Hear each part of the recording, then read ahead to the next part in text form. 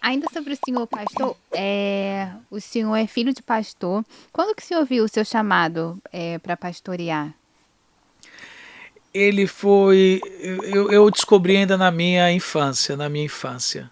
Eu fui batizado com o Espírito Santo com 6 anos de idade, e já com 10, 12 anos de idade eu já pregava a palavra.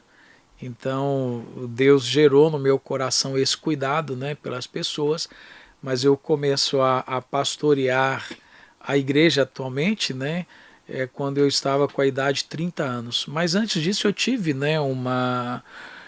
um aprendizado muito grande. Eu fui líder de crianças, depois dirigente de mocidade, líder de jovens, depois congregação, né? Então foi um caminho, foi uma trilha, e foi muito precioso, né?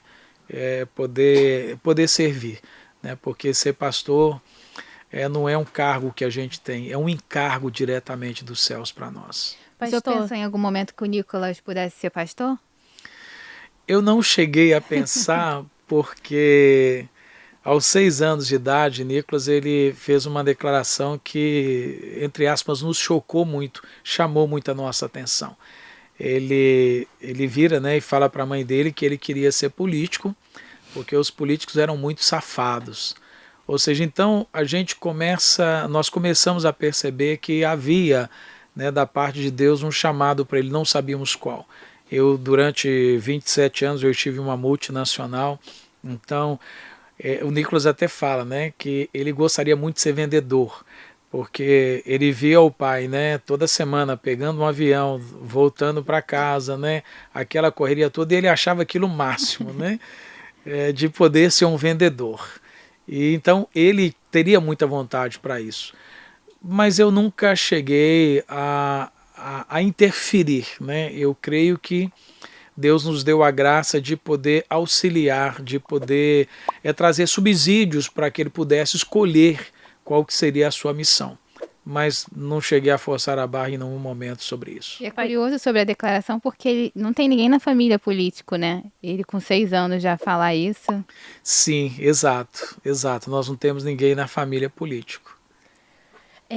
eu queria saber se o senhor já. O Nicolas, ele sempre fala o que ele pensa, faz os vídeos dele. Eu queria saber se em algum momento o senhor chamou a atenção dele porque discordou de algo que ele publicou, de alguma coisa que ele falou, e você chamou ele ali no WhatsApp, não sei, falou: filho, olha só, isso aqui não foi legal, já aconteceu isso? Ah, já aconteceu, já aconteceu. É, como que Ruth e eu nós procuramos criar os nossos filhos? Nós não queremos ser uma barreira para o crescimento deles. E por outro lado, a gente quer ter o cuidado de que eles também não exagerem na dose, né? Então, a Bíblia fala que aquele que muito fala, ele pode acabar cometendo algum deslize, né? Tiago fala sobre isso. Quem muito fala pode cometer esse deslize. E como Nicolas, né, ele está sempre falando e sobre muitos temas, sim, já tiveram oportunidades, falei assim, meu filho, não precisava disso, né? E, e tem hora não, né? E às vezes que nós falamos, ele até compreendeu. Mas eu diria, Mayara, que o Nicolas ele tem amadurecido de uma maneira que tem sido surpreendente para nós, sabe? Ele tem amadurecido muito, muito, muito. Então uma série de coisas que talvez eu continuaria, né, dando toque, falando, hoje é bem menos. Eu me lembro de um episódio, né? Você me permite contar aqui, aquela vez que ele colocou a peruca lá no Congresso. Gente, não, Nicole. a Nicole, né?